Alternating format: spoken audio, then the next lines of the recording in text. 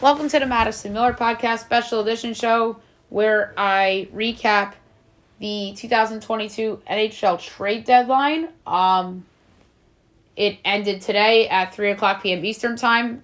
It's just about 3 hours since the buzzer sounded, and I'm going to go over everything that happened today and over the last few days as well, and talk about winners and losers and all that fun stuff. All right, so we're going to go in chronological order for today. So the Coyotes trade for Jack Mcbain, the unsigned Boston College center. Coyotes gave up a 2022 second-round pick for the rights to Mcbain.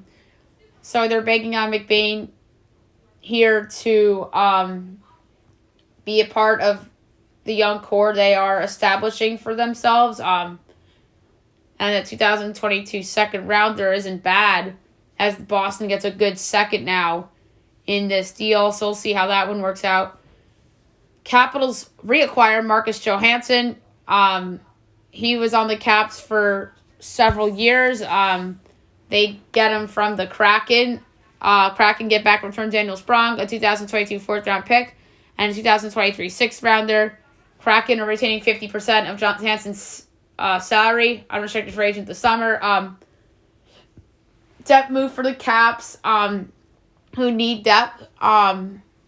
Familiar with the Caps, played with Ovechkin and Backstrom in the past. And I think that the Kraken got a couple of okay picks for him. So Capitals didn't have to give up much here for Johansson. Then the Coyotes get Minnesota State and U.S. Olympic for Nathan Smith from the Jets. So that's the second college player that the Coyotes have got today.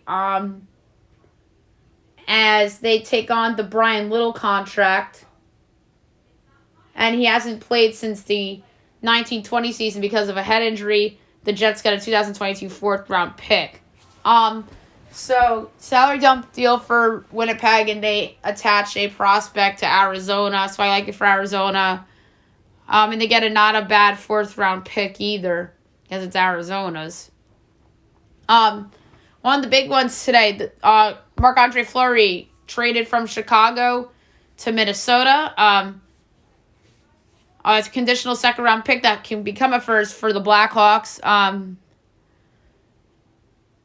And then the backup goalie, Kaapo Kähkönen, got dealt in a separate deal. I like this deal for Minnesota. He's an upgrade over Cam Talbot. Minnesota's a team that could go on a run in the West if the Avalanche fall apart or whatever. So I'd consider Minnesota a sleeper in the West now, and they should be taken more seriously. I think Marc-Andre Fleury is going to do great in Minnesota. And then Kaapo Kähkönen goes to San Jose for Jacob Middleton. Which Kähkönen's a restricted free agent, which could free up San Jose to trade James Reiner. So Middleton, I think, is a good ad for them. He brings some grit and grind to them. I like the Nicholas DeJolier's addition for Minnesota too. They've really shored up their team in a nice way, bringing a lot of grit to their team, which it feels very wild of them to do that. No pun intended. Justin Braun from Philadelphia to New York, the Rangers I'm referring to. Third-round pick in 2023 going back to Philly. That's not a good third-round pick. That's going to be a high third, like in the back end of the third round probably, because the Rangers are going to be good in 2023, you would think. So Braun brings some depth to the Rangers, which they need. He's going to be like their 6/7 defenseman from a depth standpoint. And not bad. I think Philly gets a pick for him. So I like this pickup for New York, who made some more moves today too. Bruins acquire Josh Braun from the Senators. Former first-round pick Zach Senshin goes to Ottawa in the deal, and the teams traded lower round picks in the deal as well. Josh Brown's a veteran. He'll be a depth piece for Boston, and then Ottawa gets a guy in Sensation that they could help rejuvenate a little bit, who's only played in 14 NHL games. Here's a good one. Nick Leddy to the Blues. I like that pickup for St. Louis a lot. So, Nick Leddy and Luke Witkowski to St. Louis for defenseman Jake Wallman, Oscar Sundqvist, and a 2023 second-round pick. I like this deal for St. Louis. I think Leddy could help them. He's a veteran, been in a lot of big games in the past, and I like it for the trade too. Sundqvist has some upside. So I like this deal for both sides, but more so St. Louis because I think that Leddy is a guy that's been in a lot of big games in the past that could help him. This is a deal I like. The Colorado Avalanche getting Artturi Lehkonen from Montreal. Montreal gets back Justin Braun, who is a really good Avs prospect, and a 2024 second-round pick. That is a lot for Lehkonen. Lehkonen's a good player, but I like the thought of Braun going to Montreal. I think that's a win for Montreal and a high second in 2024. And the Avs, we don't know in 2024. That's probably going to be a high second. But you never know in what could be in 2 years from now. And then Lehkonen's a good fit on Colorado. He's a middle line player that is really good all around.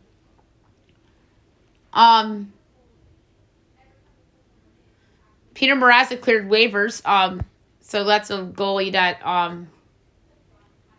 is available now. Here's a good trade. The Rangers acquire Andrew Kopp from the Winnipeg Jets. The return, it's very questionable because we really don't know who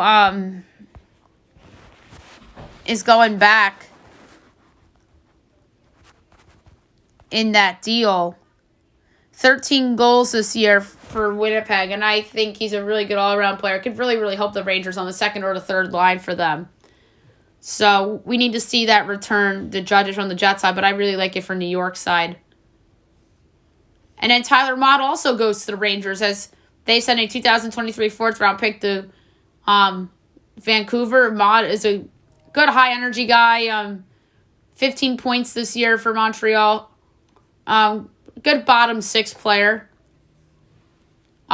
Here's a big trade. Ricardo Raquel goes from Anaheim to Pittsburgh. I really think that Raquel with Pittsburgh would be amazing. Zach Aston Reese and Dominic Simone are the forwards that get back to Anaheim. Goaltender Callie Klang and a 2022 second round pick. So that's going to be a high pick. The Penguins are good. So Anaheim gets a second with a bunch of prospects for Raquel. Love the deal for Pittsburgh. Raquel's going to be in their top six easy. I think that he's just another weapon for them to go with Crosby, Malkin, and then the guy that's struggling this year, Kasperi Katkinen, really not having a good year this year. So I like Raquel for Pittsburgh. I think that's a good pickup. I think Raquel will perform well there. So here's the Andrew Kopp deal return. Morgan Braun, 2 2023 second-round picks, and a 2023 fifth-round pick. And a 2023 sixth-round pick. And one of the second-round picks could become a first-rounder if the Rangers reach the Eastern Conference Final. Are you talking about this year or 2023? Because if you're telling me that the Rangers are in the Eastern Conference Finals in either this year or next year, I'd say it's a better likelihood than you may think. Because they have the best goalie in the division in Igor Shesterkin. They have a guy that's played in a lot of big games in Artemi Panarin, and same with Chris Kreider. Chris Kreider's a better player than he was back when the Rangers were a contender with Henrik Lundqvist. So,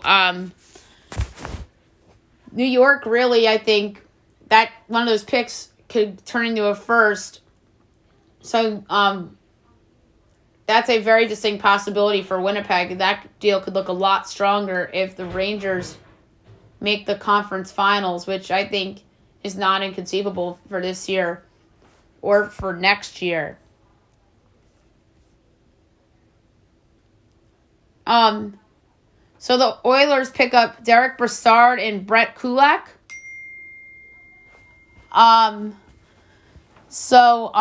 The Canadians receive a 2022 conditional second-round pick, a 2024 seventh-round pick, and defenseman William Lagesson for Kulak. And the Flyers get back a 2023 fourth-round pick for Brassard. 50% of both players' salaries are retained by the trading teams. So, Oilers, I thought, needed goaltending. Those are nice moves in terms of adding depth to their roster, but they're bugaboos goaltending. We all know that, and it's really going to bite them in the ass when it comes playoff time. And in other trades that had happened, Max Domi gets traded from Columbus to Carolina. I love this deal for Carolina. They just load up on offense.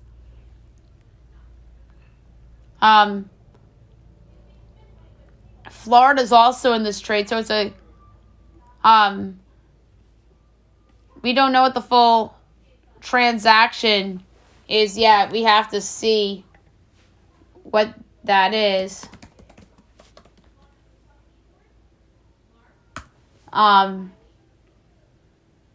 But I think that is a great trade for Carolina. For Aiden Reskuk, 94th overall in the draft. So, he goes to Columbus. So Columbus gets a prospect for him. That's it? Like, that's wild. Like, that's a steal if you're Carolina. Holy crap. That is a major steal. I thought there was more to this deal.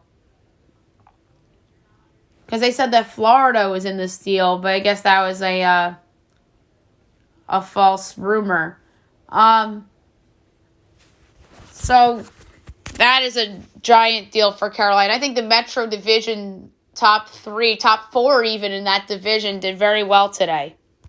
So here's some deals that were made prior to Monday over the last couple of days. Philadelphia trades Claude Giroux, Connor Buttman, German Rupstab in a 2024 fifth-round pick to Florida for Owen Tippett, a 2024-2025 first-round pick, and a 2023 third-round pick. I love this deal for Florida.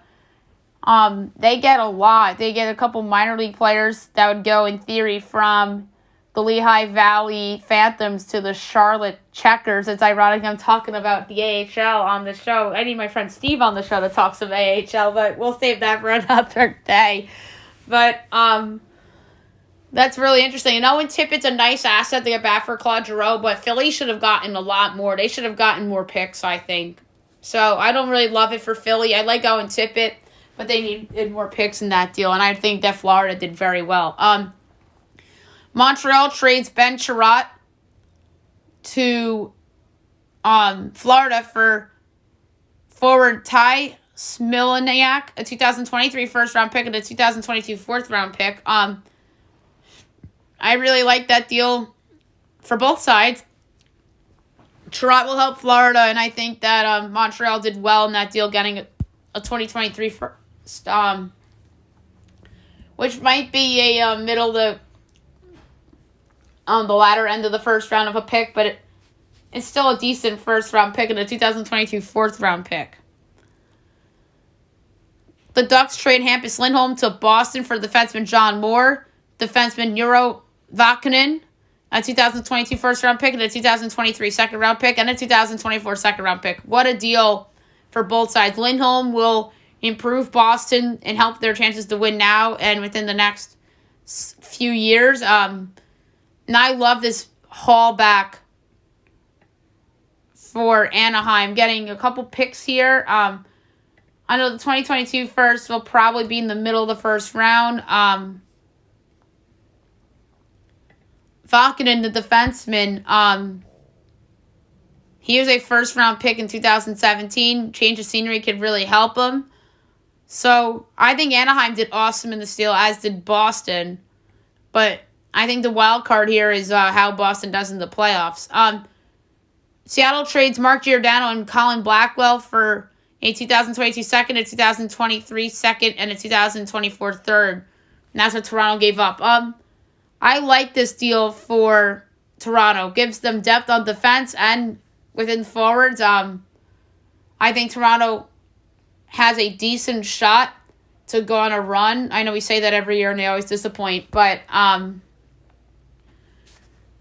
think it's a good haul for Seattle as well. Couple picks and for a couple of players that they didn't really need. So those are a couple of the other moves that were made. Winners and losers will go division by division. On one more, the Rangers acquired Nick Merkley from San Jose for Anthony Bieto. So that's just a random minor trade there. So we'll start the Metro Division. I think that the top four in the Metro are all winners. Carolina, I love Max Domi for that team. He's really going to just add more offensive firepower. And I think that his point production will go up playing with better players. The Rangers are a winner. I think that they needed some depth in their lineup with a couple of guys injured and the uncertainty, most notably Kako. I like the pickup of Justin Braun, although friend of the show Derek Felix did not like that at first, but I think it grew on him as the Rangers made other moves for the forwards, especially the deal for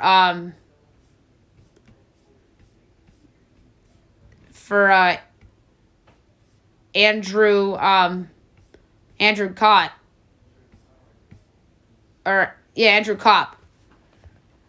So I really like what the Rangers did. Pittsburgh's a winner. I really like the idea of Raquel playing with Crosby and Malkin and those guys in Pittsburgh. I just think that is just a good fit. Just classic Penguins making the nice splash. Like Jeff Carter.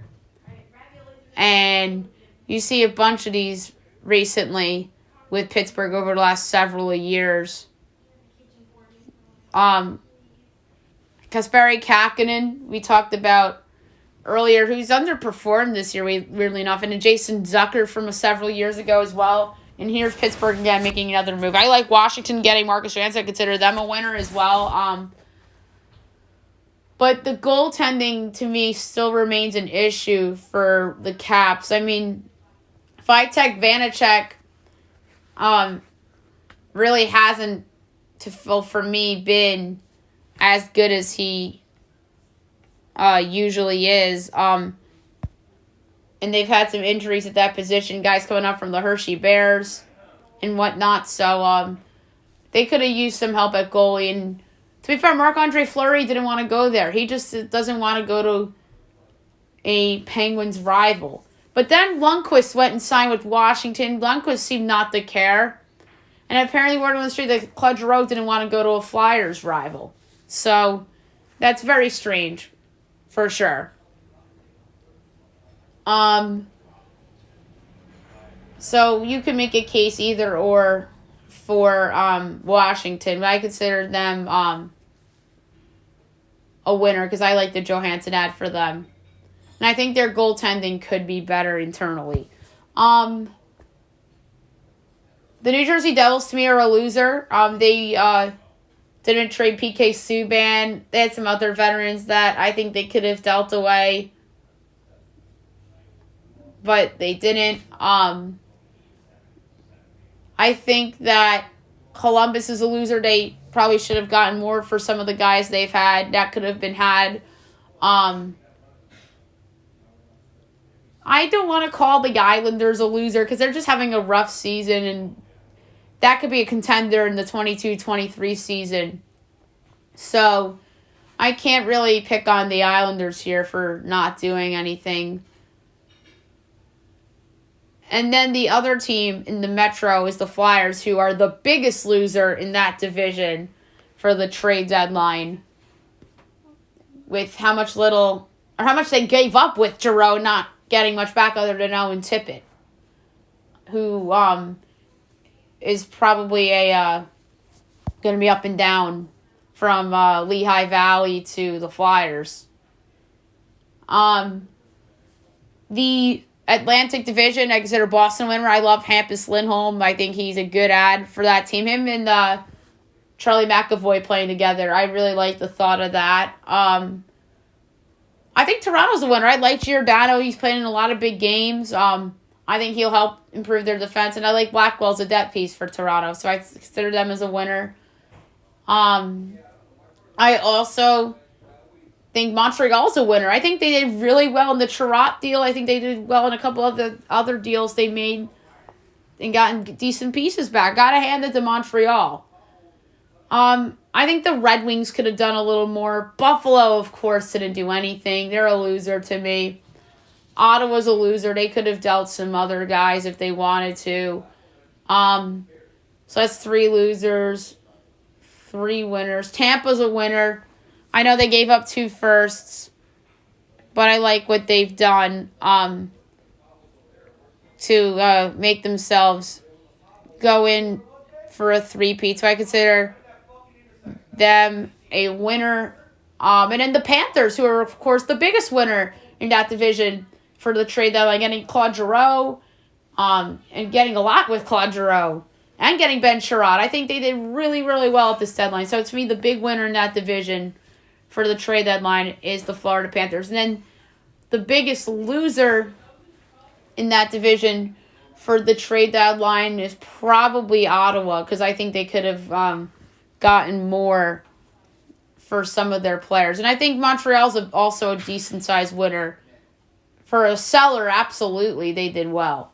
The Central Division, the Wild are obviously a winner. They go out and get Marc-Andre Fleury. He is an improvement over Cam Talbot. St. Louis is a winner. I think they did a nice job with some of the moves they made. I like Nick Leddy a lot. He'll help them. Colorado's a huge winner. They get Lehkonen to go with their group. I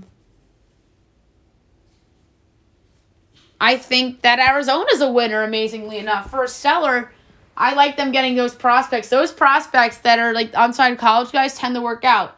Most notably, recently, Adam Fox with the Rangers. They flat out stole a perennial Norris winner from Carolina. And I remember Derek killed the trade at the time. I remember him on Twitter just absolutely killing the deal. Derek Felix, obviously. But he was wrong, and he'll own up to it. The Rangers have a perennial Norris candidate on their team and Adam Fox now. So I think that Arizona did well today. Losers, I think Chicago could have done more at the deadline. I know they could potentially get a first for Fleury. I know they weren't moving Taves or Kane. But some of their role guys, I like that they got 2 firsts, though, for Brandon Hagel. I know they got 2 firsts for him. And they could potentially have 3 firsts. So instead of making Chicago a loser, I'll make them a TBD, depending on Marc-Andre Fleury.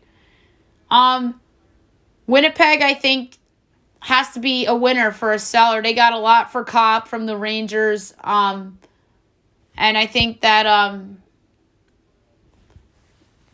they should be happy with that. Dallas is a loser. I think they could have done better at the deadline, being in play for that last playoff spot. And to me, Nashville's a loser. They really didn't do anything to improve their team. And then the Pacific Division. I think that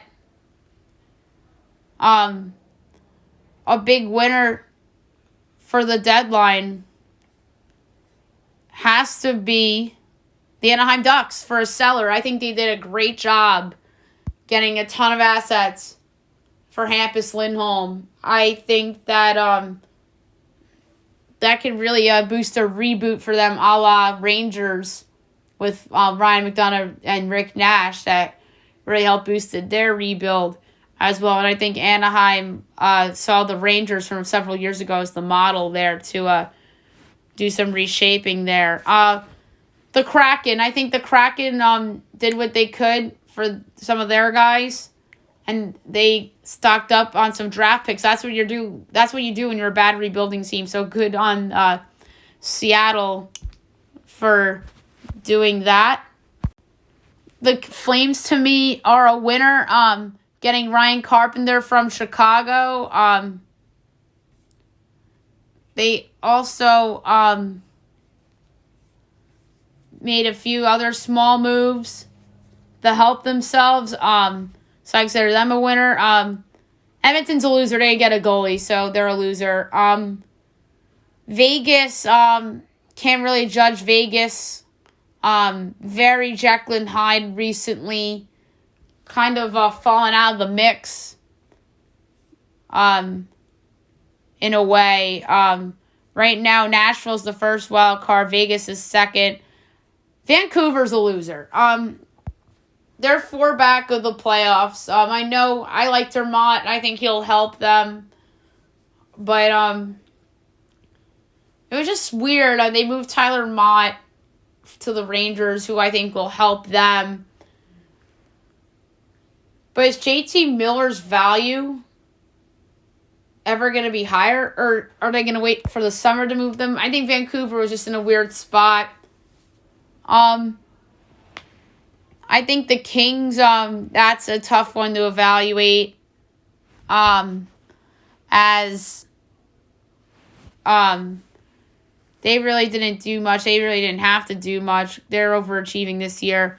And just coming down now, the Kraken have acquired Victor Rask from Minnesota in exchange for future considerations. Minnesota will retain 50% of Rask's contract, and he will report to the Charlotte Checkers. So that kind of came out of nowhere 3 hours plus after the deadline. And I like Rask a lot as a depth piece.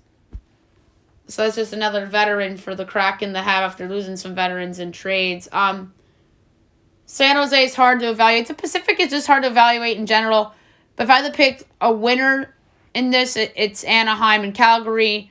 And a definitive loser, I'd say Edmonton for not addressing goal. And you could argue Vancouver for not moving some other pieces when you could make a case realistically that they're out of the playoff picture with 4 points back of Vegas with 18 to play. But they're not out of it, but they're close to being out of it. And I don't think they're going to make the playoffs. So, Vancouver, to be fair, was in a very, very hard spot. And it's a spot you don't want to be in. And you can't blame them for whether they do something or not. So, now quickly, teams to beat. Team to beat in the East to me is Carolina. I love Carolina. They're so loaded. Or I should say they're the team to beat in the Metro Division. Rangers, Pittsburgh, quietly 3 back of Carolina. So Carolina's not a lock to win the Metro anymore, as it seemed like maybe a week ago. The Rangers and Pittsburgh caught up to them, amazingly enough. I think they can get passed by one of those teams, especially if Shesterkin continues to play at a high level. And Washington all of a sudden is 8 back. Washington's playing a lot better. But you can make a case the worst team of the 4 might be the Rangers because they have the worst goal differential. But they have the best goalie of the 4 teams. But the team to beat in the East really is Tampa Bay because they won back-to-back cups and they've been in the finals the last 2 years, obviously, with winning the back-to-back cups. So they're the team to beat in the East. But if it's not Tampa, then it's definitely Carolina, I think, because I think they're really, really deep. Florida, too, is awesome, but they're always like a regular season team. And the key with Florida and Carolina is that I don't trust their goaltending situations when it comes to the playoffs. And Tampa, as we know, has Andre Vasilevsky, who's amazing.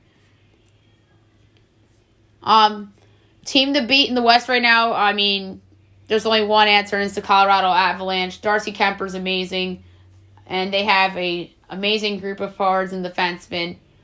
And adding Lekin into that really puts them over the top, I think, in the West. I think that's almost a no-brainer. It's Colorado that is the team to beat in the Western Conference. I think Minnesota's a sleeper with Fleury now. I like, if anybody can upset Colorado, I think Minnesota can. If Nashville plays up the par, maybe because of Juuse Saros, they have to have a better goalie than Darcy Kemper than get knocked off. I think Fleury, because of his experience, and Juuse Saros, because of his experience, could do that. And then St. Louis won the Cup 3 years ago. Let's not forget that. I can't completely dismiss St. Louis. And then in the Pacific, Vegas was in the Final Four last year. They were in the Stanley Cup Final several years ago, but they had Fleury. They didn't have Robin Leonard back then. Edmonton has the forwards, but they don't have the goalie. LA hasn't been in this spot in a long time. And they are a really young team rather than what they were several years ago. Amazingly enough, Jonathan Quick's still the goalie of the Kings, so he has the experience. And then Calgary, to me, is just a regular season team. They're like the Western Conference version of Carolina and Florida in a way. I need to see them break through before I pick them. As much as I love Calgary, Carolina, and Florida and what they did at the deadline, to me, they're not the teams to beat. And Colorado's never made the Stanley Cup Final with this current core either. And I love the Avalanche and what they've done the last several years and the players that they have on their roster. But they have not made it there yet. Darcy Kemper's never really played in a big game ever. I mean, was he? I don't think he was their goalie in the bubble. I believe it was Antti Raanta, or was it Darcy? When Arizona made the bubble in the COVID year. So it's interesting, and obviously the playoffs are about a month and a half away. Hopefully I can get Steve on the show at some point to talk about the deadline and what he thinks could potentially happen. Maybe some more guests down the road as well. So it was a fun little recap show today, and I'll be back with my normal show tomorrow. Have a good night, guys.